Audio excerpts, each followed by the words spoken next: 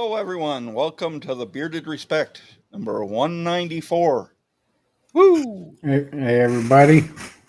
Good evening. We got Chief up here covering for Mike tonight. Yeah, Mike can't make it because he's at a psychological, I think that's what it's called, conference. So he's learning stuff. He had a pretty good trip, judging by some of the pictures he's posted. Yeah. Great trip. Some great pictures. Great places. Well, Jason, you want to welcome these fine people to the show? Yep, I'm ready. We got Johnny Z. Sweet. Johnny, see ya. And we got Mrs. Bruce City, Becky. Good to see you. How you doing, honey? Hello, Becky. There it is. Hello, Becky. Hey, Pud. Good to see you. El Pud. Hello there.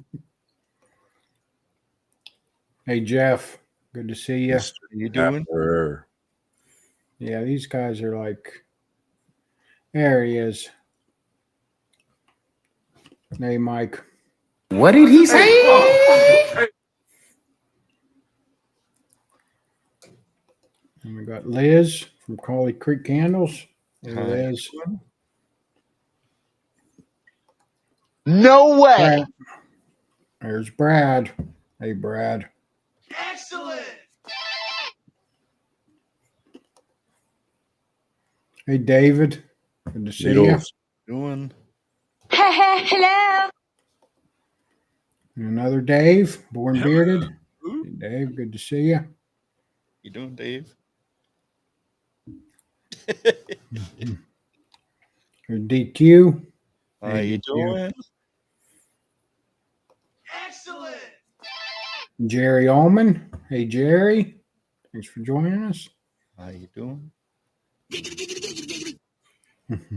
There's Phil. Hey, Phil. Good to see you, Doing, buddy. Phil? Hello. Hey, Mike. Hello, neighbor. You, Mike. Good evening. We got Chris, True North. You doing? Chris. Big guy. That was a good one. Yeah, I beat you on that one, man. Hey, Tim. Guns and Beards No is way. present. Guns and beards. Nice combo. Hey, Jeffrey. Good to see you. How you doing? Hello there, children. Oh, there's your other cohort. Santa Tom. Good to see you, Tom. I'm your huckleberry.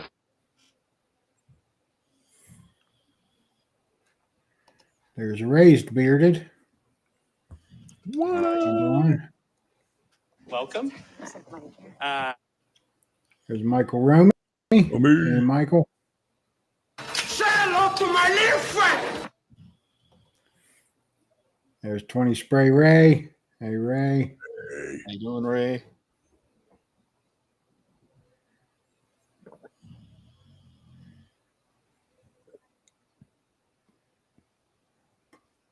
Oh. Hey, Renee. Good to see you. How you doing? How you doing, my friend? Hope you're getting them orders out. I seen your post. Trying to get some sleep and your orders out. But looks like you had a lot of orders, so you're staying busy. That's a good thing. Yeah. Yep. Hey, 3D.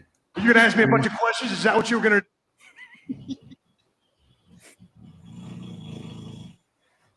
Some snoring. Already. Oh, yeah. She was sleeping downstairs, and then as soon as I come up, she was over there knocking at the door. All Robert, right, good to all see right, you. all right. Hey, Roy, good to see you. Woo! Woo! There's Kay, Busy Bee Collective. Hi, Kay. Thanks for the cup.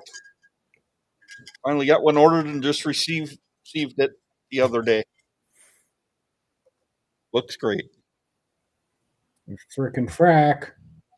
Man, them cookies look good. Mm. You're okay in my book.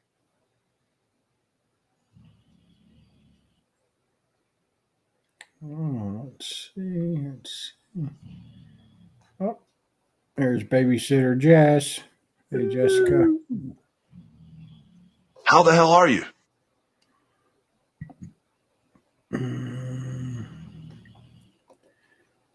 Here's Amber.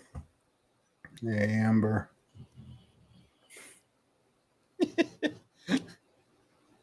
Thank you, Santa Tom.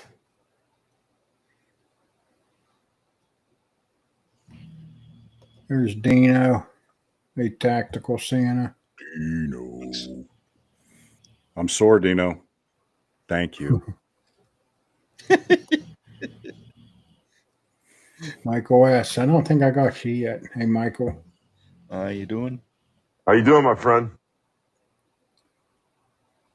There it is. There's. Thanks, Tom. Thanks. All right. And there's Mark. Hey, Mark. Good to see you. And with that, I'm caught up. America, baby. Love the sound effects. So we got a pretty good guest on tonight, and we've all met him. Yeah. Yeah, we have. Was he on stage when you were for your category? Yeah. And Yeah. I was sitting, I was watching him with Dino because I was asked to MC Buckeye, and I said, "Yeah, I'll do it." I don't know how to do it, so I was kind of modeling myself a little bit after him because I really liked his style. Yeah. I was surprised that I didn't realize it until he showed all them pictures. That, of course, for me and Brewer, we were in the same group. Yeah. So yeah, he was there for us, but I should have realized he was there for Scott too, because he was just a group ahead of us. So, but yeah. Yeah, when I was lined up in the hallway, he was walking by asking everybody how they're doing. Yeah, rock star. Yep. Well, we should probably just bring him on in. Yep. Screen wants to work. Hit the wrong button.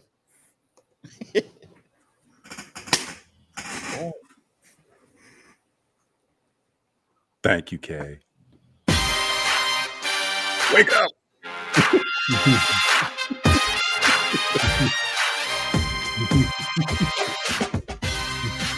Welcome to the Bearded Respect. It's a pleasure, an honor to be here, gentlemen. Oh, it's an honor to have you. Yeah. I'm just glad we got a chance to talk to you at Worlds because I was just telling these guys I was asked to MC Buckeye a couple months ago, and I took it. I was like, yeah, let me do it. And I had no idea how to do it, but I watched you and Taxi Phil from the audience. I'm like, I'm watching everything you're doing and how you're kind of timing things. So somebody's up there walking through the judges, and then you say a couple more things to keep them there a little bit longer. I was like, oh, I'm watching, I'm learning, you know. So I kind of incorporated a little bit of you into Buckeye Beard Battle. So I appreciate you for doing what you were doing. Awesome. How'd it go? What'd you think? I was a little nervous at first, but because I didn't really, the microphone, you have to speak into it this way. You can't, just hold. So it was kind of odd at first. And then somebody's like, put it up here, oh, gotcha. So, but other than that, I think it went pretty good. Cool. Yeah. I was asked to do it again. Now, there you go. That's the sign. Yeah. You did a good job. Yeah. Learning curve. Yeah. Well, it's awesome to be here. I think you guys do such a cool job. The community you're building. It's fun. It's an honor to be a part of this thing. So I was really excited. And I know it was tough to get schedules aligned. There's a lot of traffic and that happening. But man, I've had this on the calendar for a while. I'm pumped to be here. Yeah, we're great. It's great to have you here. Yeah. Want to jump into the 5 questions right away? Yep. We always start with 5 questions to break the ice. So I'm on that today. Woohoo!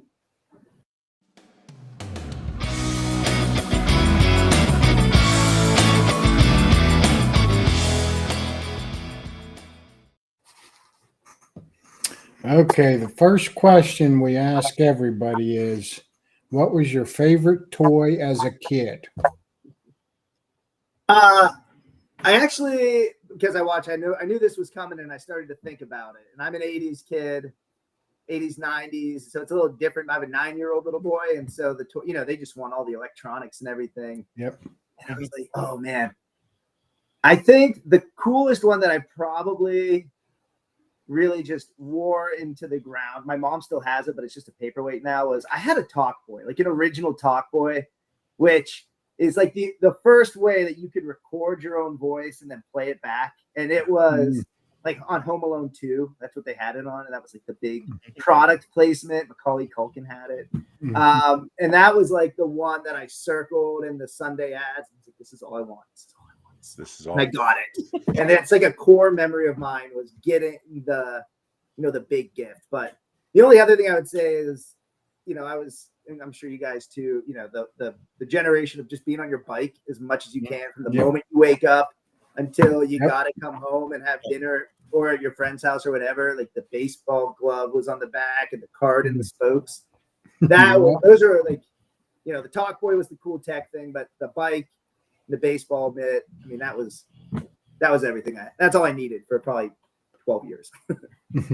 So the talk boy got you started into what you're doing now then. I mean, maybe, right? Like that's where I started to be like, oh, yeah. If nobody wants to talk to me because they're tired of hearing me, I'll just talk to myself. Like that's yeah. They're comment here. Difficult to hear, Adam. I think what it is when you set back, it's not. Gotcha. I'll keep forward. Yeah. Thank you, Mike. So, excuse me.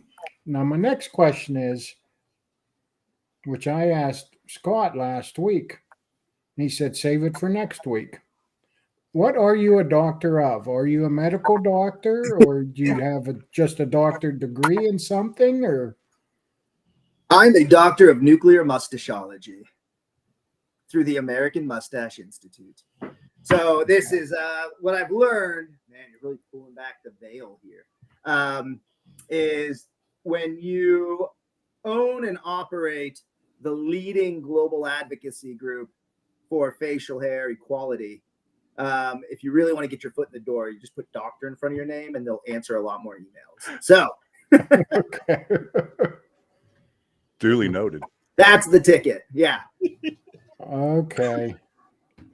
Well, that kind of leads into my next question. And tell us about the American Mustache Institute and what it's about. And yeah, the AMI, it was founded in St. Louis, Missouri, by a really good friend of mine, Aaron Perlett, Dr. Aaron Perlett of the same field, nuclear mustachology.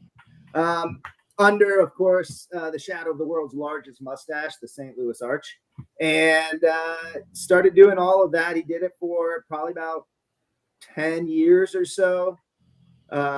They oversee the prestigious Robert Goulet Mustached American of the Year Award, which I won in 2012. At that time, Aaron had been doing this for a while. I had just started a nonprofit with my cousin in Pittsburgh. We had been doing a lot of community work. The AMI is a nonprofit. And our personalities really kind of lined up as far as just really being excited about getting into the community, kind of advocating, using the platform to help a lot of people, to share that space with folks. And mind you, 2012, this was when everything was kind of starting. So there weren't a lot of, like, there was no podcasts. There was like our Facebook page at the time was probably the biggest facial hair page around.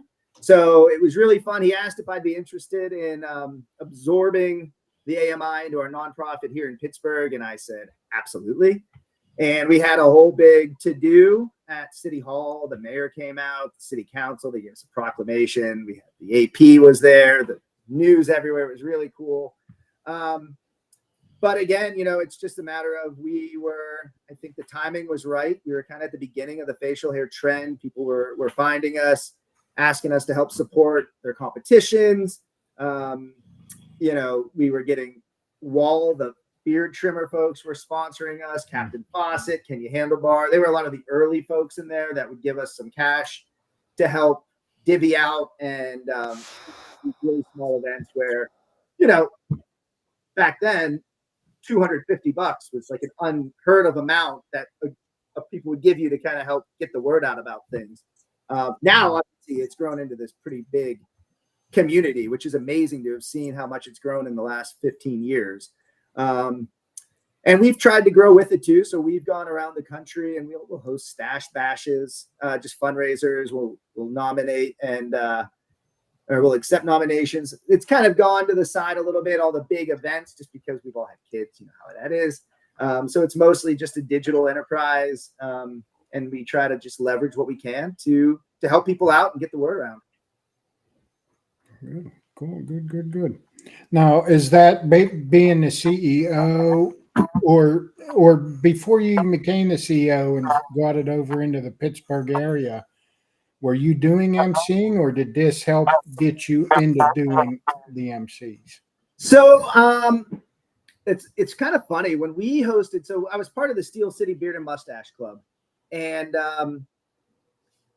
the SCBMC with a bunch of my friends here, and we decided in probably about 2014, maybe we did our first one here in Pittsburgh. It was at the Rex Theater in the South Side. It was really cool. We had no idea what we were doing. We ended up selling out the venue. We had spill over into the waiting room and then people in the streets, whatever it was. But we had enlisted a local, morning radio DJ to be the MC. He's a professional who's doing it. And mind you, there's only 5 of us organizing this whole thing. But like a couple of days before it happened, he reached out and was like, "I'm really sorry, man. Something came up and I can't do it. I hate to leave you in a lurch like this, but it was a family thing. So what are you going to do?" And they all looked at me and they said, "Cause, I think you're going to have to just step up and do it." And I said, "Sure, we'll give it a go." And, a little interesting in the beginning, little butterflies, I guess, but I've done a lot of public speaking and it sort of, and you might know this, Chief, like when you're up there, I think you guys, if you're on those big stages too, you don't even see the audience for the most part. The lights are so bright that you kind of like, once you realize you're just in your own little world, it's easier to sort of separate the fact that there's 300, 400, 500, 1,000 plus people watching you, listening to you, and you kind of just get into the moment. And so it clicked for me there. And then I just became the guy doing it for ours. And it was really cool. That's when I started to really get out and meet people. I was traveling a lot. I got asked to do the Beards of the Old Northwest. They were doing their stuff in Ohio a lot. That was really cool. I was going to other places in Ohio, like Northeast outside Youngstown. I did a few to begin with. I ended up going down to Lake Richmond and getting a chance to do stuff. And then since then I've gotten to travel the country really to do it. I got, I don't know how, we haven't followed up on it, but I was even asked if I'd consider doing it in Blackpool in England. So like, that was a really big honor, right? To have an opportunity to travel the country, the only reason I got to go to Wyoming, which was such a cool state to see, was because I got to do nationals there, right? Like that was awesome. Going down to Florida to see all these things. It's really cool. I feel very blessed and fortunate. And what I love about it is, this community is really special, but we're so spread out that we get to do this stuff and talk online and everything. But it's so cool that we have these annual events where, like, man, I get to go see like 200 of my best friends. And it's so fun. And it's like, we don't even shake hands anymore. We just all hug, and it's just like the best. So that's kind of how it started, just because some guy couldn't do it. And I got really fortunate, and people were really supportive, and gave me a lot of positive feedback. And I said, okay, I'm going to run with it, especially since the more crowded the field got, so to speak. It's like, man, I won my big one. I should just retire now and just do all the talking. It's like, I can't compete with these guys. Well, everything happens for a reason. If that one guy backed out or didn't back out, you might not be doing this. 100%. Like, get the stars aligned. And it's been a great ride. I look forward to it every year. It's the honor of a lifetime. It's usually the last thing I say every time is just how honored I am. And truly, I mean, there have been emotional times about it where, you meet people and you get to see folks, you don't see them for a couple of years and they're like, man, I went through some stuff. It's like, we're so glad you're back. And everybody's just in the positive, good vibe world. You walk through those doors and you're just a family. It's the coolest. Yeah, definitely. Yeah. Now, I mean, if you want to, if you don't, that's fine. But what do you do for a living? What? Yeah, I'm really blessed. I love my job. I work at a university here in Pittsburgh, and my role is to basically advocate for, my faculty, my staff, the students, the programs we do. I get to go out and my role is called strategic partnerships. So you think of like business development. I just get to go and meet a ton of people that are interested in recruiting or advancing their work. But they don't know how to navigate it. So I talk to people. I hear what they're trying to accomplish. And then I get to say, like, I got a guy. Or I got I got a person that does that. I got and then it's kind of like help navigate it. And I get to set up some meetings. Every day is different. It's a super diverse group. And it's fun. I've been at this current gig 8 years. September 27th, I hit 8 years there. And I love it. I don't think you can be more blessed, right, than having a family, having a community, and having a job that you really dig, right? And that's what's really important. I can't retire tomorrow, but I don't want to, so it's all right. Yeah. Yeah, I know. Well, when we had Worlds there in Pittsburgh, and was it Saturday night, right? We went up to your neighborhood bar. Yeah, that was the Bigham Tavern. How cool was that? Yeah, it was crowded, but it was awesome. It was awesome. So what was super cool, and they were so great. The owners there have become like good friends. I mean, I only lived 3 blocks from that place. They sponsored my softball team for 10 years. I mean, we all know. I mean, that's like a neighborhood place, right? Which is really cool. And they, on a Saturday night, for them to give us that space, they didn't charge us for it. Usually to rent out that whole back area is like a $1,500, $2,500 thing. Because on a weekend, they're hoping that if they're going to get a group in. And we ran late. I was so nervous that people weren't going to show up and like leave downtown and go all the way up to the Mount.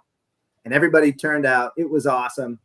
But what I was able to do is I was given one of those extra skateboard decks that the winners got, and I had a blank one for the most part. I had all the designs and that on there. And I got every winner to sign it in gold marker.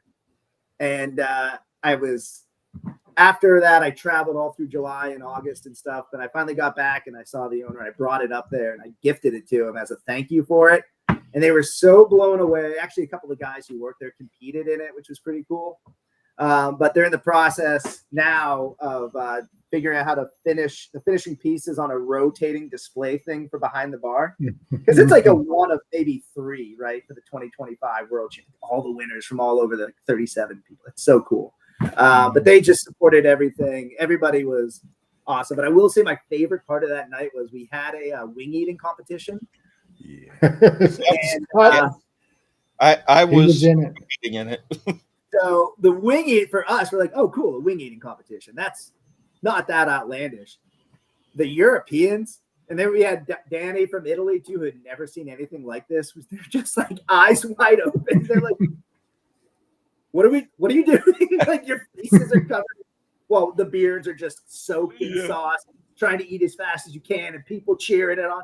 And they're like, this is America. Here we go.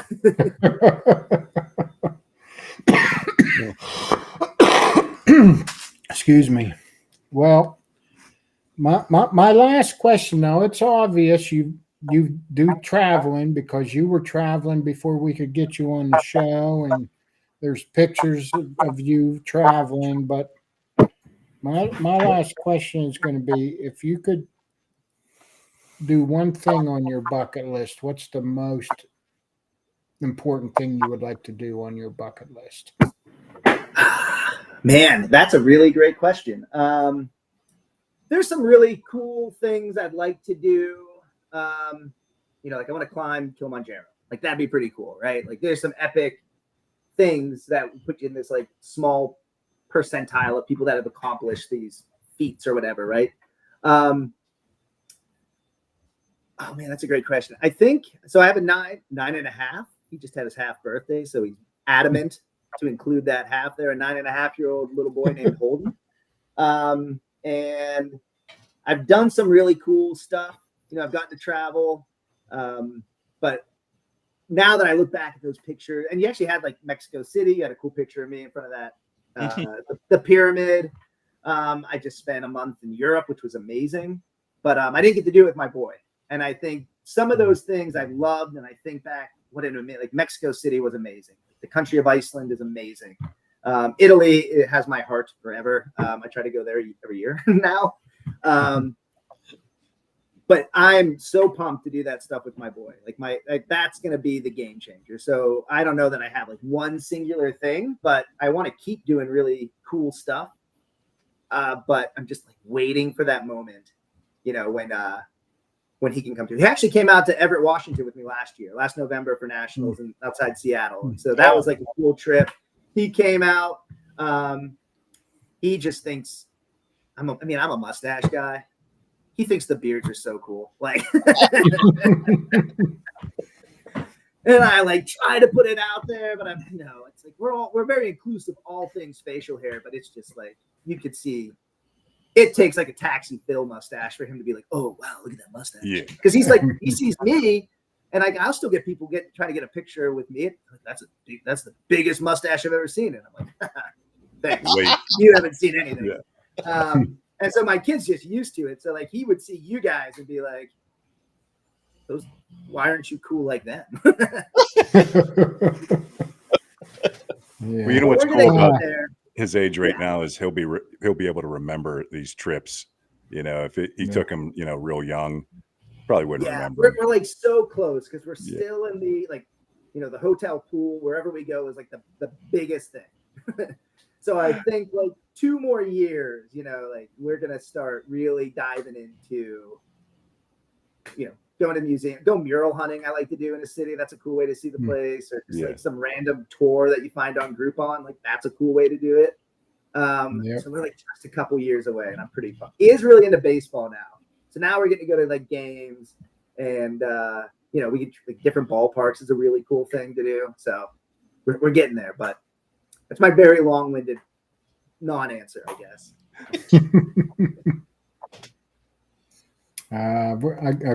We pinned a couple questions. Phil, bearding on a budget, who was at Worlds as well. Do you use any beard products? Do you use oils and waxes on your stash? You know, I don't wax it as much as I used to. So there's one of the guys, when I went to my first competition, it was at a place called, I think it was called like Whiskers in like Northeast Ohio. And it was a really small event. I was actually on my way to Louisville, Kentucky to throw out the first pitch at a minor league baseball game. It was so cool. So we're like, all right, we're going to go this way. We're going to hit this competition. It was like my first ever competition. First time with a you know, my curls were like this big. I'm like, I got this. And then what's so funny is, you know, sitting there having some beers. I'm a little nervous. Like I got my fake bow tie on and everything. And I'm like, this is good. I'm looking around, eyeing up the competition. It's fine. And then Pat Fetty walks in. Like, and now, you know, Pat Fetty with the English mustache, like 4-time world champ. But he used to do the big. That was the first time I'd ever seen a handlebar mustache. And I didn't know you could physically grow a mustache that would go above your eyes. Like that was, to me, was insane. So anyways, I took second place. But what was cool about it, and this is a throwback, so if you're an old timer in this world, you'll recognize this name and product, but Doug Geiger, amazing guy from Royal Oak, Michigan, but he started Can You Handlebar? And he was, at the time, that was his first competition where he had a table, okay? And he was making it in his wife's crock pot, this mustache wax. And he was like, I got to sell it all and buy her a new one because I didn't realize that I broke the crock pot, like to melt it all down. And we became buddies and kind of kept in touch. His business grew pretty big. He ended up getting in the art of shaving. If you've ever seen those stores and malls and stuff, like he was picked up by them nationally. And at one point he had like 12 employees, about this massive warehouse, and was a really big supporter of me and the AMI when I first started. And so I used that, and he actually gave me like 30 tins, which I still have a bunch of. He's like, you should just take these because I got a new label and I can't use them. And I was like, very much like, yeah, that's great. But I love to try new ones. You guys might be in the same boat here. It's really cool when you're in our position and people are trying new stuff. They're like, hey, would you mind trying this out? Let me know what you think. So I've got all these, like, you can open up a cabinet and it looks like a, I don't know, like a weird drug dealer thing where it's like unmarked aisles and whatever full of liquids and you don't know what they are, but they're just different oils and waxes. I will say what I like now, if I try not to put the wax in too much, just because, you know, it's, if you lose one mustache hair, you bearded guys, you got a whole lot to work with. Like one mustache hair for me is like 2% of surface area. So I got to be careful about pulling it out. So I really like the, you know, like the softer kind of, like in between a wax and an oil. They're kind of like really soft, almost not like a gel, but I can't even think of the word to do it. But you know who does a really good one is the Bob from Alaska. He makes a really good, and the product smells great, and he has them in these tiny little tins, which I love because they're super easy to carry around. There's a guy out of New York named Gary Prior that had the New York Beard Company. And I have a couple big ones left, but he doesn't make them anymore. But that was a really great product. Man, there's so many good ones now. I think that's what's a really cool thing too, is that there's so many options now, right? Like it used to be really limited. I mean, you couldn't go on, you know, you could go to your barber and be like, I don't know. Here's a wax from 1930 that's been around forever in a weird little tube. But it's not like now where you're getting guys who are really, truly, genuinely studying what they're doing, right? Like they're understanding why things work one way or the other. They understand why you need more hold, less hold, and they'll sit there and they'll talk to you about it. Yeah, I just think it's pretty cool. Yeah. Yeah, we had Bo from he's got an epic beard on last week, and he says he's gonna be putting out a mustache wax soon. I love it. I mean, the mustache side of things too is I'd be remiss if I don't say that what the Death Grip product is really good. Like, yeah, on another level good, because I did. So one of my trips this summer was I did a 10-day trek through Iceland where I covered the whole country by foot, and like I camped out at night. I mean, a big group of us that did it, but you know, meals ready to eat, and it was just like every imaginable weather system you could see, crossing rivers by foot, whatever, blah blah blah. It was crazy. And I used some Death Grip, and I never like it held up against everything. That stuff, those guys have really, I mean, I think everybody in it, you know, believes in their missions, and I wish I knew more broadly, but I know those guys just from how involved they are, especially at like the engagement level and the sponsoring stuff. But man, they do really good work, and I think they've also done some just great stuff with the community. I think it's really positive. They're just, you know, they're family oriented and can't say enough good things. So lots of great products out there. My people ask me all the time, and I'm like, I don't want to take sides or pick one over the other, but go to a competition and do a lot of samples and just support everybody doing it. Like, they're spending money to rent the table, to get the table, to make the product, and it's not like they're retiring off of it. You know, I mean, it's the love of the game, and that's what's so cool about it. So I hate to say one, because my favorite thing is trying something different every time. Yeah. Oh, yeah. Yeah, we talked to so many different companies, and there's so much so much different stuff out there. It's hard to even keep up with it. Yeah. But it's awesome to see it. I mean, you know, from 15 years ago to now, it's great. We're in such a good place right now. that bald-faced majority better watch out, buddy, because we're coming. We're coming. Yep. So let me get this straight. You hiked across Iceland and you took care of your mustache every day. Well, no, I didn't have to do it every day, honestly. I mean, that's what was so like the product really held. It did? Pretty great. Yeah. I Wow. mean, 3-4 days where, you know, I mean, I would sleep and then wake up and just sort of like, whoop, And done. here we go. And you're going. Yeah. Unreal. I tried Yeah, the death grip. I got some death grip from World's Table, and I actually did my mustache one day. Wife was like, "No, we're not having that." Okay. She wasn't on. Well, that's her loss, buddy. To be fair, I don't think I did it right because I'm not like you. I don't train it and comb it the right way, and It's a whole to do. Yeah. Actually, I mean, honestly, I really more often than not I use hairspray when I do it. It's just so much easier to wash out. Like that's the hardest part is getting it out and not damaging the hair. And again, much smaller surface area. And so, you know, if I'm gonna do it up, when I was younger, you know, I did it all the time, but I try to be a little more chill, like at work and stuff. You know, I'm not doing it every day. Everybody knows me as that guy, but it's like if you're having a wedding, I'm gonna get formal and dressed up. I'll get fancy, but every day, like this is pretty natural. This I just put some cream in it, honestly, this morning, and doesn't look too bad. knows where to go. Yeah. Those guys with the crazy beards that made like the bridge and all that stuff. Yeah. That's all hairspray, right? Got to be. Got to be. Yeah, the yellow can. Yeah, the yellow can. I always say it's a bad day to be a can of hairspray when there's a beard competition. Because guys, you should see, you know, when you go back and the freestyle guys are getting ready in the green room, you know, at the end of the night, you know, when you're MC, you know, you're there the whole time and you're cleaning up or whatever. You go back there and it's just a garbage bin full of empty hairspray cans. And it's like, nope, not a bunch of, you know, tiaras and beauty queens. It's just a bunch of like big dudes with awesome beards.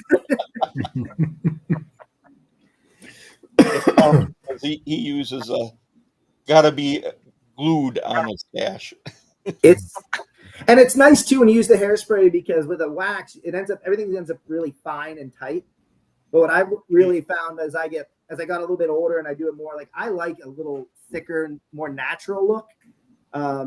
I like the curls though, and hairspray will let you keep it more curly. I mean, sometimes, and I see, what Jeff wrote, sometimes what I'll do even is just spray it on a real fine comb and then brush the hairspray in just so it's not a really heavy hold.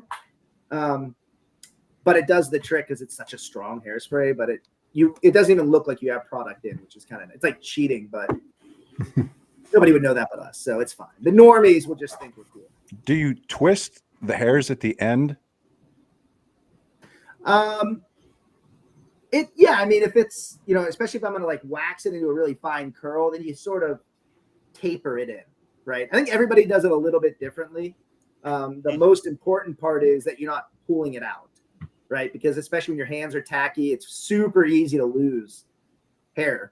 And so I usually try to like in the middle, it's pretty safe. You just put it in there and make your part. And that's kind of like the structural base of it. And then I try to just slowly get it in there and spray it on your fingertips. And you're just like, you're working it. But it takes me, I'm really sorry. I'm going to say this. I'm going to apologize to all the freestyle bearders who spend hours and hours and hours doing this. If it takes me 5 minutes, it's a long time to get it right. Like, so, you know, it's not bad. It's a little bit easier to do. And that's like day to day. If I were competing, last time I competed was at Nationals, probably in Richmond, 2018, I think.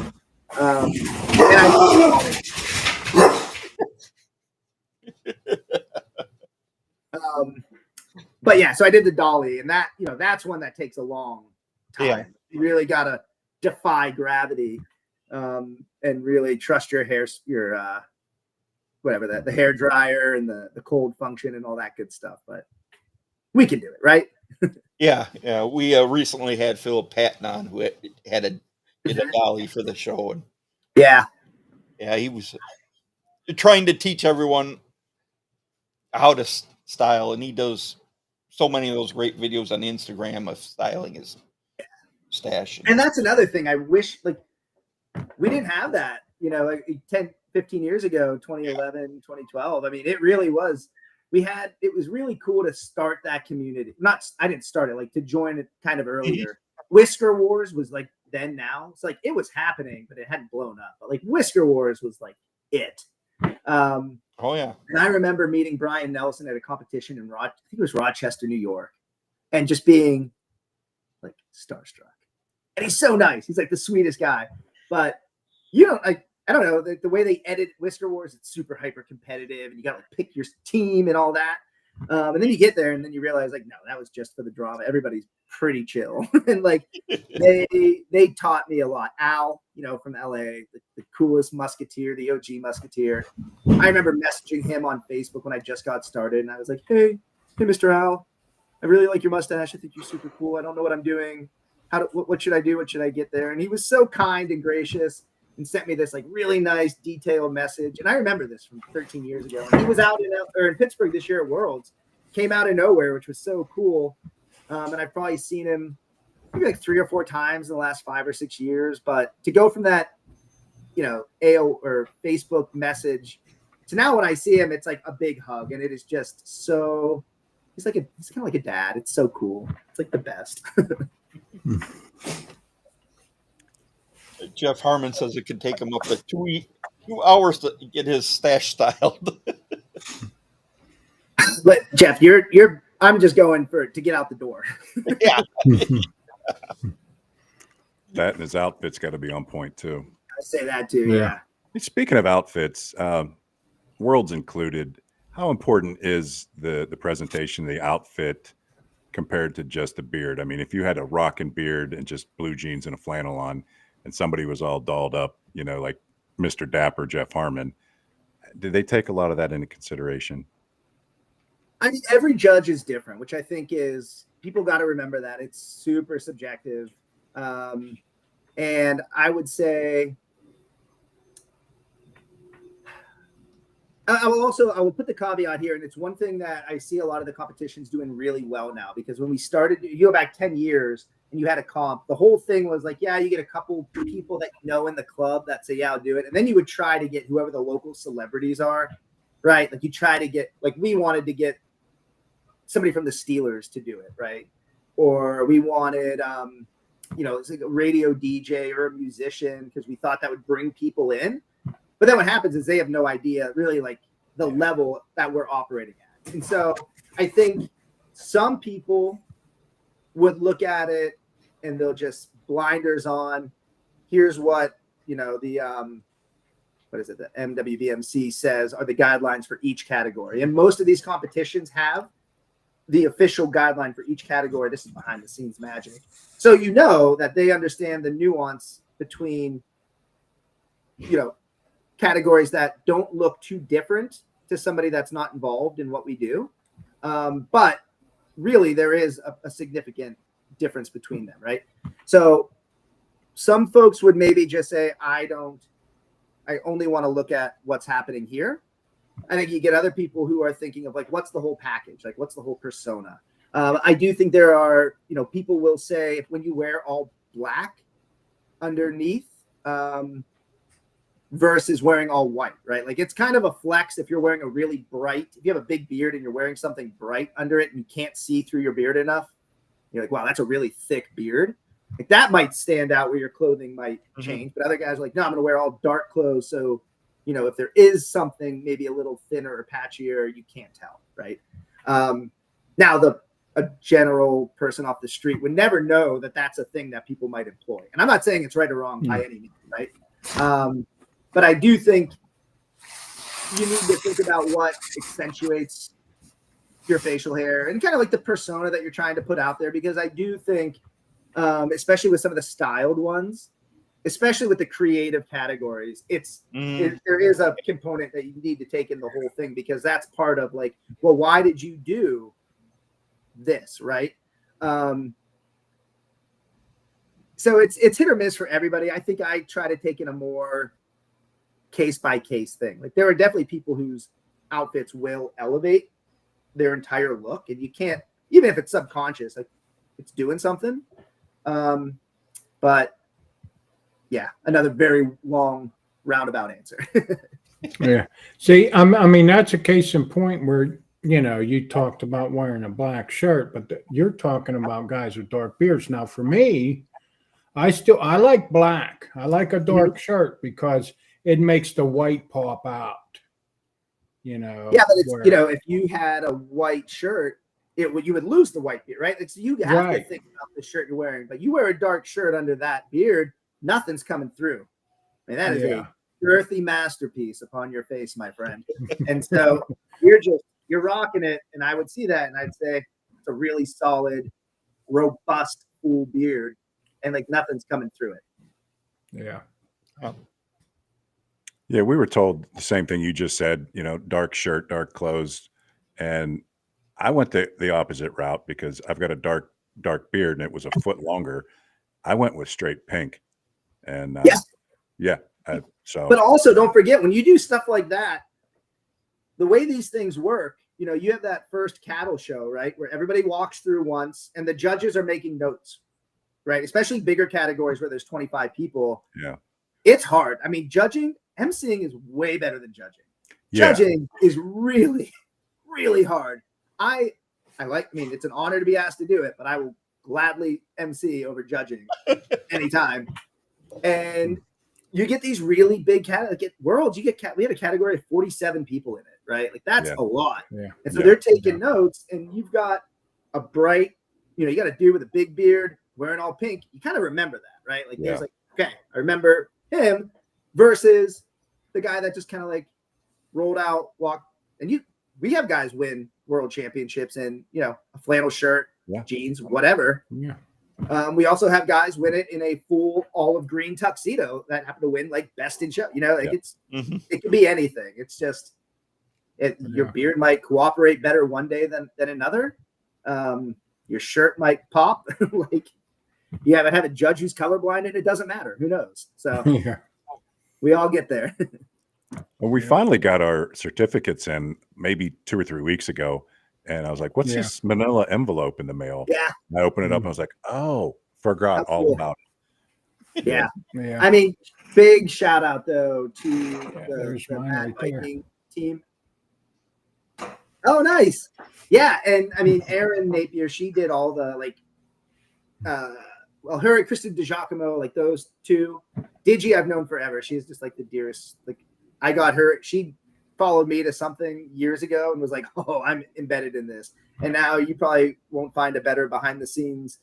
Her and Allie, they run like the scoring, like the tabulating stuff, which is just so much work.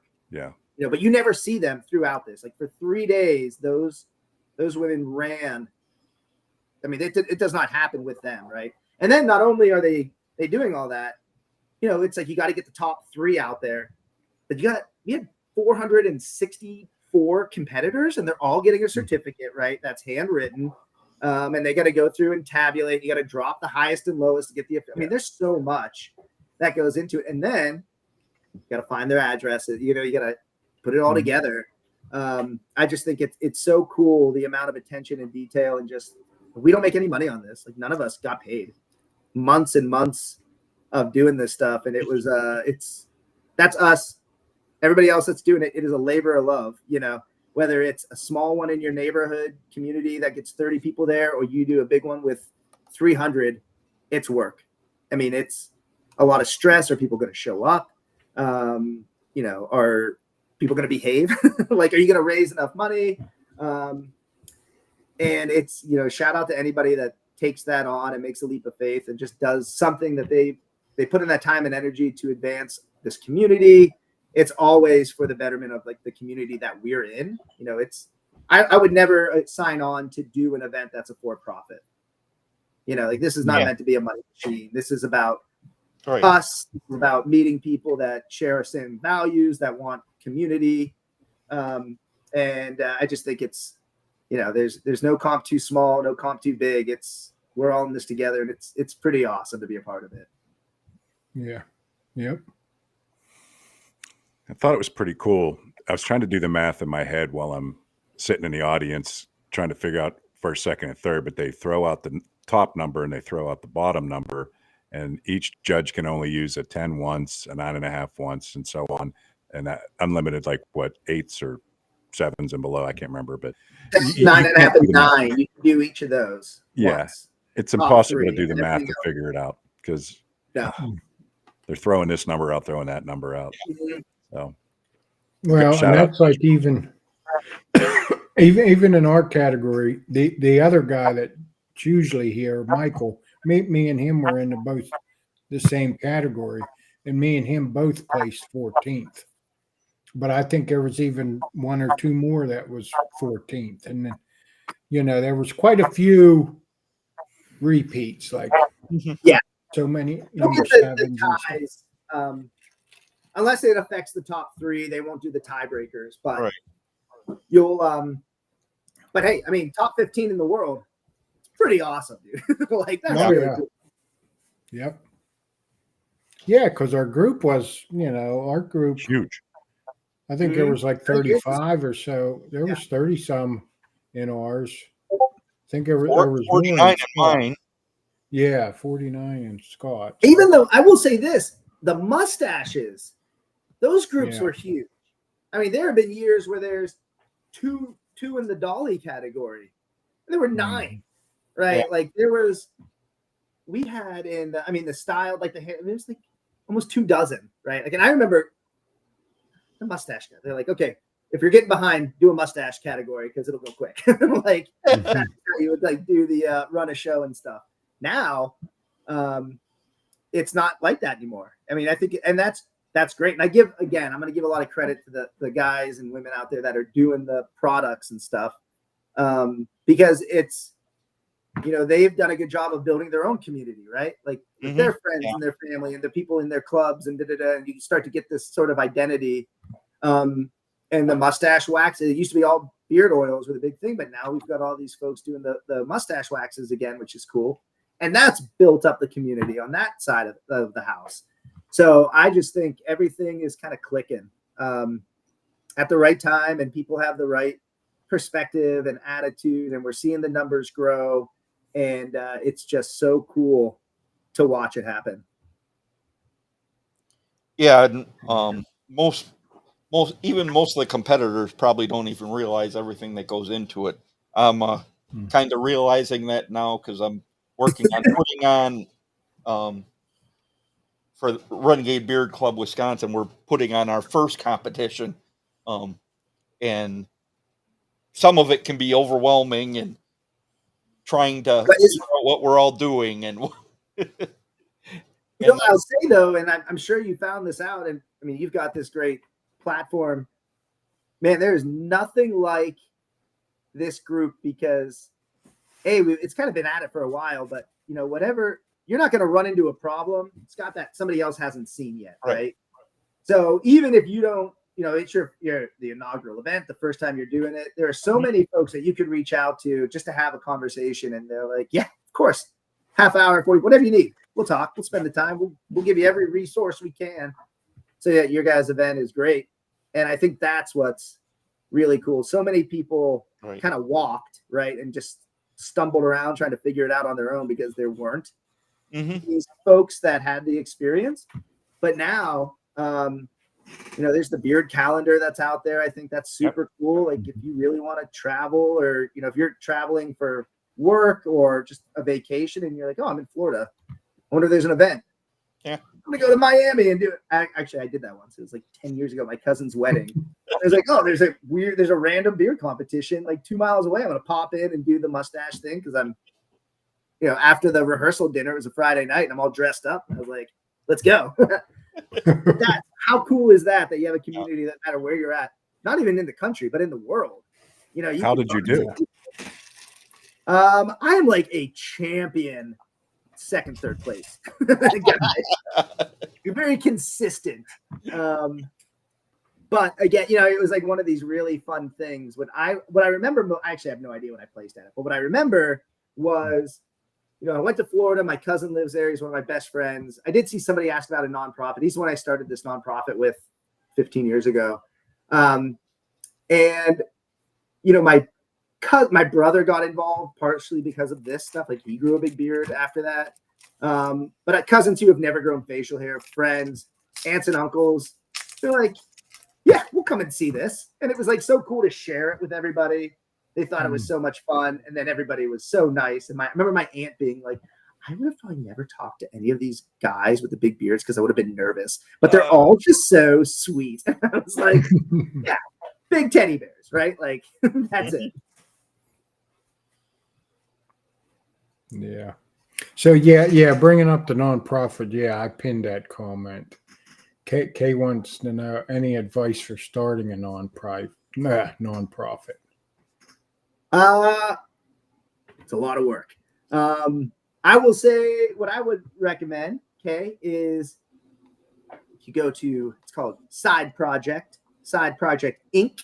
I wonder if I can add that in the chat. Anyways, I'll send it out. But what we do is we are a 501c3 and we have an umbrella. We're like an umbrella for nonprofit. So if you wanted to start a nonprofit, you would look for someone like us and we would vet you. You would, what's your mission for us? And you have to basically be geared towards making a positive impact in your community. So smaller groups, because the cost to becoming a 501c3 is pretty expensive.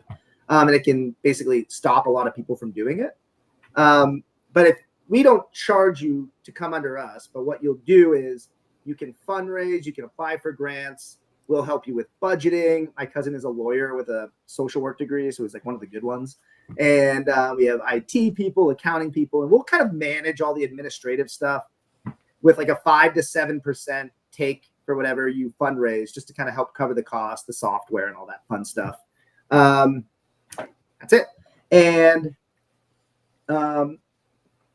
once you build enough capacity, you fundraise, you kind of set yourself up. Then you can go through the process of going through the IRS, and it takes like 12 to 15 to 18 months when the government's functioning. So probably even longer now. But it's also cost prohibitive for a lot of people. So the hope is that, you raise some money, you're making impact, you've got some examples, and you've built up the capacity to move forward and kind of go off on your own. So that's like the hope for us, is that, we build people up and they can kind of just run. So, okay. We got a link in the chat. My cousin is Jeff. He's really phenomenal. He's based out of Florida, but we can work with folks all over. If it doesn't work with us, we can connect you with people that do similar things in your area. And it's called fiscal sponsorship. It's a pretty cool way to kind of work around and take your time, so you're doing it right, and you find people that you can trust to help guide you through the process. Whew, that's my big elevator speech. That's pretty cool. Okay, just make sure to check out this link. There's a lot of resources right there. Yeah. It's good networking right here.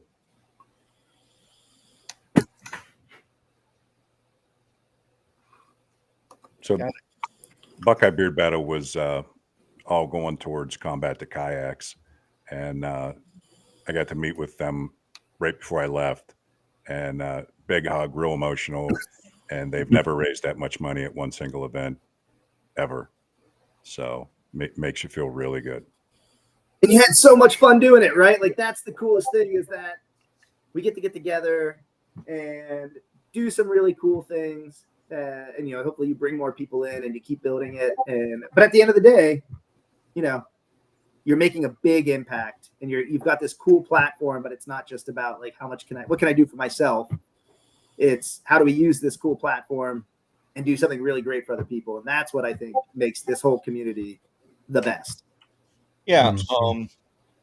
On that note, our show does a charity auction every November.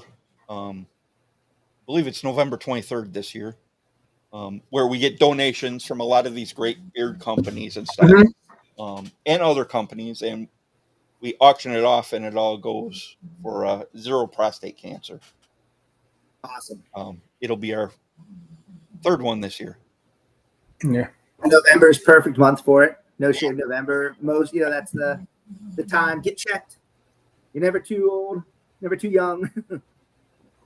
Yeah, and on Zero Prostate Cancer, they have like contests where they pit you against other teams, and Yeah. it's kind of cool to see all the competition in raising money and stuff. Pretty cool charity. Yeah. And then my beard club we have a 501c3, and we work all year to raise money to give kids better Christmases. And every year we get together and we wrap presents and deliver that all to the counties they're going towards, and it's just such a great thing to see. So cool. What we worked all year to do. Yeah, Johnny Z, that comment. Yeah, at Worlds, you feel like you're like on the red carpet in Hollywood meeting superstars, man. You see these guys on, YouTube, TikTok, whatever, and you're like, wow, those guys are so cool. And then you meet them in real life and you're all excited, like, starstruck, and they turn out to be super cool. That's the best part, right? Like when you meet your hero, like they say, oh, do you never want to meet your hero because you're going to be disappointed? But I don't know. I don't think I've really ever been disappointed by somebody that I've met in this community. Like it's always just I mean, already now we've been talking for an hour and I can already feel my cheeks kind of hurting from like smiling a lot. It's so cool. I like your guys podcast is I mean, it's up there. It's like one of the coolest ones, and I just think I can't believe I'm on it. Like it still gets me every time. Hey, here we go. All right, we're like on the other side of that. We're like, we really got him coming on.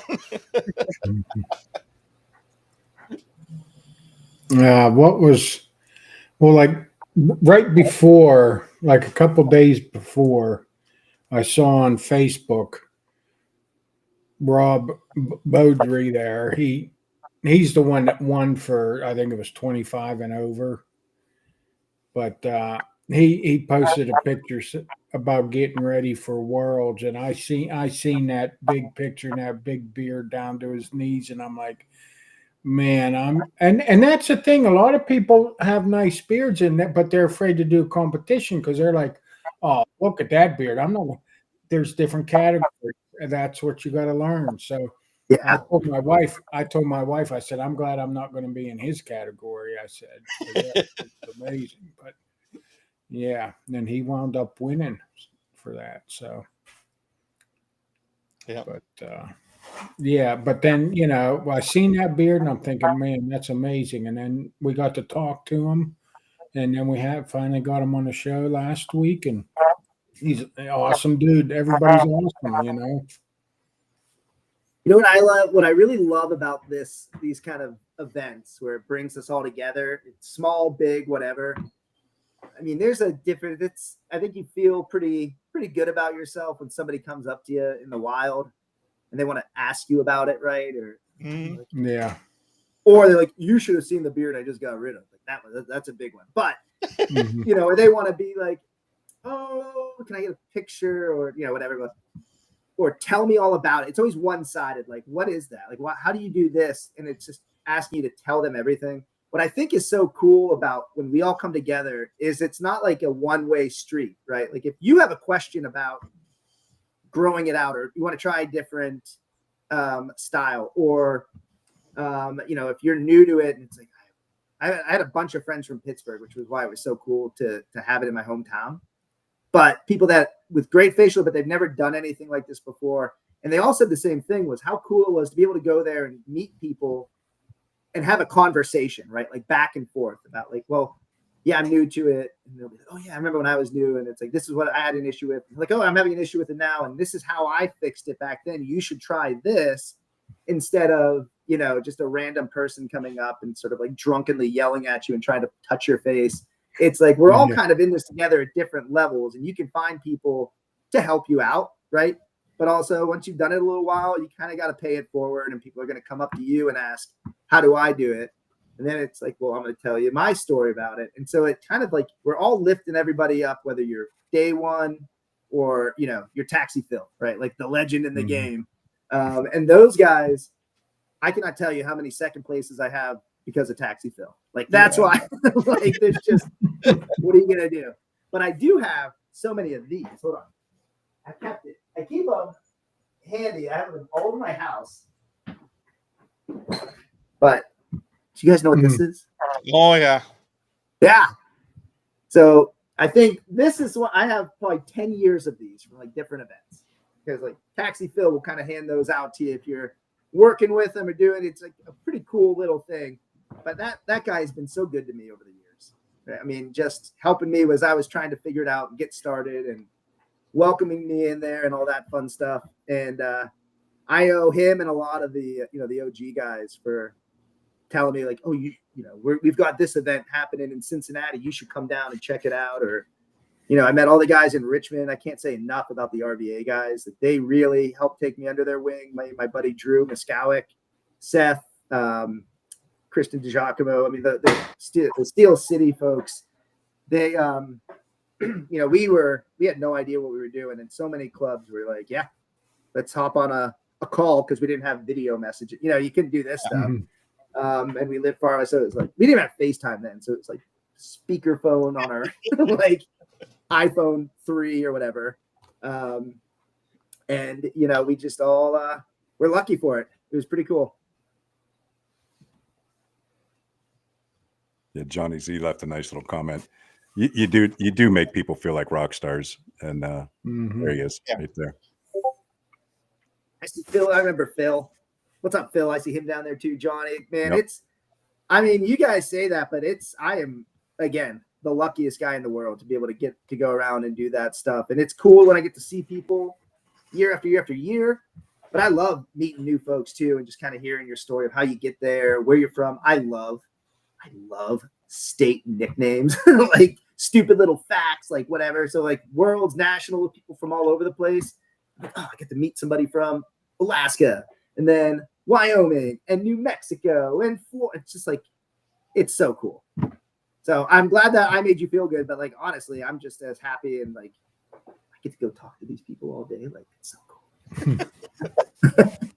Taxi Phil's been emceeing for a long time though, hasn't he? Yeah. He's a natural. Yeah, because nobody wants to compete against him. No. You got to take him off the competitor stage. Yeah, you're done. Yeah, you've won everything there is to win. Yeah. Save some for the rest of them. And let's just also, I don't know if they're listening to that, but let's give Mrs. Taxi a shout out too. Oh, yes. Oh, yeah. So cool. The ladies of the bearding community, let's all be very honest, like, they make this happen, right? Like they're the ones putting tens of hours into creating, but like more so than that, I would say like the Steel City group would not have worked without our Whiskerinas, because they're the ones who like kept stuff moving and like neat and like, oh, you're using loose leaf. How about a spreadsheet? Like, thank you, Kristen. A spreadsheet would be great. Like, that makes way more sense than our loose leaf paper with chicken scratch over everything. So, dude, the Whiskerinas was insane. I have never seen that kind of imagination. Oh, yeah. You got to make it to nationals. It's just as big. Yeah. Smoke coming out. Unbelievable the amount of time and energy they put into this. Like, all of them. I mean, I don't even want to call out one of them. I don't even want to like say a singular name, because there are so many who just are on another level. And then I never think they're going to be able to do better. And then I see them at the next comp, and I'm like, boom. Is that steam coming out of your face? Or Poison Ivy? Poison Ivy had water. 27,000 paper clips on my face. Yeah. What?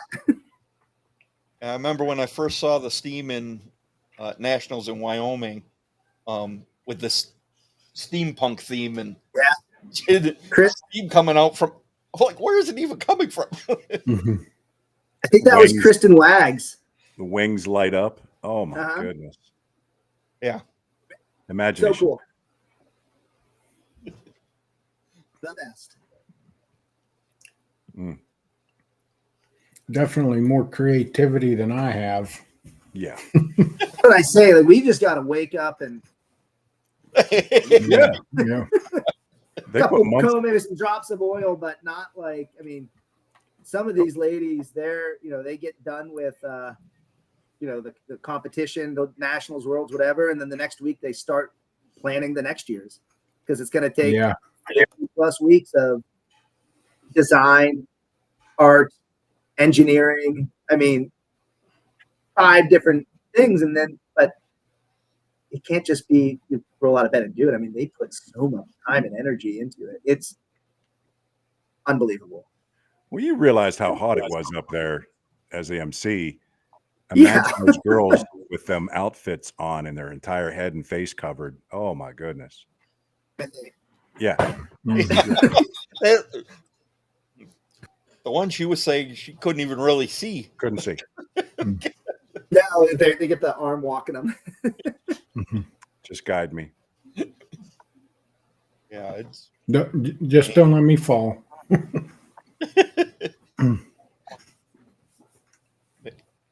yeah, and that venue at Worlds, that was something else too. Had to be expensive. Dude, I mean, as a Pittsburgh guy, surreal to be on that stage. I mean, unbelievable. I mean, you guys were all on the stage, right? Like, it's you look around and it's, I mean, the people that have been in there, I mean, like the people that built Pittsburgh, right? Like Andrew Carnegie was in that building. Yeah. Like, that's pretty wild, right? Like, yeah. It was gorgeous. But I will say, for the nationals, the worlds, I mean, the bigger event, I mean, everything, it's like apples to oranges. I don't want to say, like, I mean, I have had some of the most fun nights of my life at comps that have 25 people competing across, beard, mustache, goatee, and that's it, right? Like, they're not breaking it down. Just get a few people together. You're going to drink a bunch of beer, be goofy, and it's fun. But I will say that the folks who have been doing like nationals, the last few years, and then it's kind of like nationals in November, and then like last year we had it's like the other national level one. I was like, I don't know the nuance. I'm really bad at this because I'm kind of like not associated with any of them. I'm kind of that's it. So like last year, going from they did theirs in Detroit. I don't know if any of you guys went to that one. That was amazing at the old Masonic Temple in Detroit. Was like wildly cool. And then we went 2 months later in November to Everett, Washington, into another historic theater that had all of the all the people who had spoke on the stage over the last 100 years. And it was like Helen Keller was like one of them. And I'm like, I was MC on a stage that Helen Keller was on. And it's like, that's not going to happen again. How many people get to say that? Right. Gorgeous historic landmark. And it's just, it's so cool. I just think it's like the most rad thing ever. Yeah. Yeah. And these competitions, they just seem to get bigger and bigger. Because our community's growing. I think the people are there, when you get 464 competitors who pay in to do it, and then like they're bringing family. Phil had, remind me, I think there's probably like 6 with him. Yeah. I met a lot of folks who are like, this is our summer vacation. Like we're driving in, we're going to Pirates games, or we're going to make our way to New York or Philly or wherever. Yeah. And we're going to make a week of it, or hopefully staying in Pittsburgh, because Pittsburgh's a pretty cool city. I think a lot of people, Pittsburgh has this, people have this idea of Pittsburgh that it's still super industry and polluted and steel mill. Yeah. It's steel, steel's, I mean, we're the Steelers. I get why they think that. God, we're losing to the Bengals. Anyways. But then you get there and you're like, wow, the river, we got 3 rivers. They're all really clean, and you can rent kayaks, and people do that. And you can go up Mount Washington and get this amazing view of the city, and the food's really great, and the people are super nice, and it doesn't break your bank by any means. I mean, compared to like a New York, a Philly, a Chicago, like Pittsburgh, it's a big city. You see the most beautiful ballpark in the country. Pickle Fest. And we were so pumped to just highlight that and showcase it and bring everybody around. And man, I loved it. It was everything I could have hoped for and even more. I think one of the best views, especially at night, like if you're coming from the airport, when you come out of the tunnel, Yeah. there's the city. Nothing on one side. Nothing. Never gets old, man. I've lived here 23 years, and I still walk up to Grandview that overlooks from Mount Washington that overlooks the city. I will bet in 23 years, as long as I'm in Pittsburgh, if I'm here in my house, I have been up there. I probably missed less than 5 days. I've always have dogs and a kid, so I'm walking every day, and I make it a point to go look at that view every single day, and it has never gotten old. Yeah, it's a pretty cool area. Yeah. I know we got lost a lot on the freeway, get turned around. And yeah. The city planning is pretty dated too. It's a lot of one-way roads that were built when horses were the main mode of transportation, but GPS helps. Yeah, sure. Does. We got better the longer we were there, but yeah, one of us eventually. Recalculating. Yep. Well, and then just to turn around, it was like a 15-minute drive. Mm-hmm. Yep. Oh. But it was fun. My grandson, you could probably hear him upstairs. He was born a few days after Worlds, and he spent a little bit of time up at UPMC. So I learned my way around Pittsburgh pretty quick. Yeah. How many grandkids do you have? I've got 2 kids of my own, and I've got 4 grandkids. I'm sorry, I'm asking. Now I'm interviewing. I have a question. It's my favorite thing to ask a grandparent. Sure. Who are you? Are you Papa, Gramps, Grampy? I think all of them have a different name for me, honestly. Really? Yeah. I don't care. Pops, Pappy, Pap. Yeah. So gotcha. I don't know what the new one's going to call. Yeah, I'm a Pappy. I got 2, Pappy. And I'm Pappy. Yep. You look like a Pappy. Next time I see you on stage, I'm calling you Pappy. Just so you know. Okay. Oh.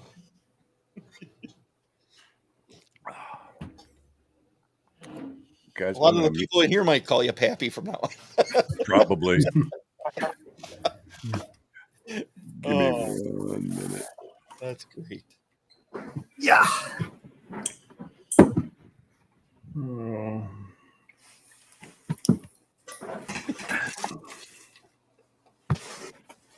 There's something else. Johnny Z was asking if you recruit content creators. Yeah. Me? Yeah, you. For what? Maybe for nonprofits or I don't know. Well, Johnny, let's talk, buddy. I mean, I don't know that I have anything really to offer, but let's hang out. Especially if you live nearby. I mean, I think probably my favorite thing is he's pretty close. I thought so, yeah. I don't know, hit me up, man. We'll figure something fun out. I'm probably now more in the phase of like connecting people versus having something that I can do. Like, the AMI we use as much as we can, not at all like it used to be. I mean, there were times where I remember sharing a picture. I had like one viral moment where I shared a photo and it was like reshared over 1 million times. I was like, oh my gosh, that actually happens. And this was like before COVID. Like that's how long ago it was. And like crazy to see that happen. Now it's like, you tell me what you want to do, and I probably know the people just because I'm old and I've been doing it for 15 years. So now I've got the Rolodex. That's how you know I'm old, because I called it a Rolodex of friends in the community all around the country, which is also super cool because when I travel, I can usually find somebody to hang out with and like grab a coffee or do whatever. That's pretty cool. Yeah. Does anyone have any final questions? Otherwise, we're gonna start winding down the show here. Yeah. I think we covered pretty much all of ours. Yeah. Yeah. It's just, I mean, it is strange once, I mean, because even when we first got into doing this show, you know, there was already shows out there, and there's people that's like, wow, you know, you're just like starstruck, you know, and then now we have a show and people say that about us, and I'm like, I'm just some goofy guy from southwestern Pennsylvania, you know, but it does make you feel good, and we try to make everybody else feel good too, because that's what it's all about, you know. Mhm.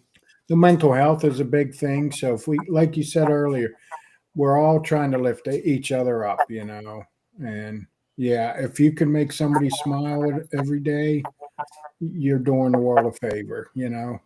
So I really appreciate you said that too, and I think the mental health component is really cool that that's become something I've noticed trending in the community, because it is a real, truly genuine thing that, you know, especially as guys, you know, everybody will, gender, whatever aside, but, you know, historically there is this sort of stereotype that guys have to be tough and we can't talk about this kind of stuff. You got to bottle it up and just trudge forward and do all that stuff. But there are folks in the, and I'm gonna give Bob a tip, Bob and his beautiful mustache, Elliot Ness, a nod for this, because he is like a TikTok mustache star. You guys know what I'm talking about, Bob? Yep. Yeah, everybody. You don't even need a last name. He's like the prince, like seal of mustaches. Just one name. Right. But he has really done such a good job of using that big platform. And there isn't a single social media post. There has not been a single time that I haven't put a microphone in front of him on stage where he makes it a point to say, you know, check in on your friends, mental health. There are people there. Here are links. Here are resources. And I just think that's an awesome, awesome thing to do. And, you know, Jason, you're throwing that out there as a fellow goofy guy from Southwest PA. I really just appreciate, because, you know, like where we are, Southwest PA is not the kind of place where people are like, I'm going to therapy today. Like, yeah, you know, we are still steel town. Like we're still an industrial place. And just to be able to talk about it, put it open, and hopefully, even if people don't want to talk about it with you, you know, hearing it and knowing the resources are there is just so impactful. So don't sleep on that. I think that's awesome. And I appreciate you brought that up. I think that's one of the coolest things that's happened within our community is this, like, yeah, we're not just big, tough guys, right? We're all human. We're in this together and we're here for you. And you've got people, right? Like you don't have to be alone. You've got a whole community of folks, and pick up the phone, direct message somebody, and you've got friends to help you work through it. You know what's cool too? Shows like this, it's mental health time for people just to sit down and kind of get out of their head and enjoy this kind of company. So it helps people just to relax. So and know that you've got it. I mean, now you get to see the chat. I think it's so cool too that you guys like acknowledge your chat. You you start everyone out like, here's everybody here. You get called out, and now you're part of it, right? Like the chat, I think, is super cool. Like if you see my eyes, it's because it's really fun to watch it all come in. And the way you've developed yours, because right, Jay, you're right. You know, there's a bunch of these now, which I think is really cool. But you've carved out your own unique kind of niche with it, which I think is great. And just hats off to you. You guys, you really kill it. You do such a good job. And that's why the community is what it is today, is because guys like you put in the time and energy to make it happen. And it's not easy by any means. It's a lot that goes into this podcast world. It is a lot of work.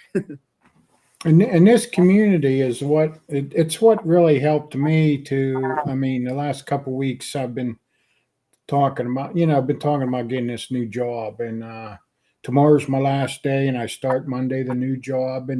But this community is what gave me the strength to finally say, I've had enough. You know, it's time to move on. I'm not going anywhere. And just to get the courage to put myself back out there after 21, 22 years, you know, to put myself back out to be scrutinized by an interview, or my resume and stuff. And I put a resume on Indeed and reached out. I applied to like 5 jobs the one night, and actually a job I got, there was a recruiter saw my resume on Indeed, so they reached out to me, and now it's turned into something that's going to happen. And I'm thankful to this community to give me the courage because my wife's been telling me for years, you need to go somewhere else. You need to go somewhere else. And I'm like, it's not always about the money. It's about other things that I can do. And, as far as, other benefits but yeah, finally I've just had enough. And yeah, and it's this community, like in Santa Tom is part of Chief's show, his crew. And his words of wisdom he puts out almost every day. It's he's inspirational. That's the word I'm looking for. He's inspirational, and yeah, I don't know if he knows it or not, but I think he's helped a lot of people. So I could tell you he truly has, man. There's been people on the edge, and just because of some of the things he said on his dailies changed what they were about to do. Mm-hmm. Yeah, definitely. I also know he isn't here, so yeah, we did miss Brewer tonight. But he is a big part of this community. He actually is a nurse practitioner on the psychological side and talks to veterans. That's what he does for a living. But I know he's helped a lot of people in this community. And, yeah, I know we appreciate having him on the show every week. Yep.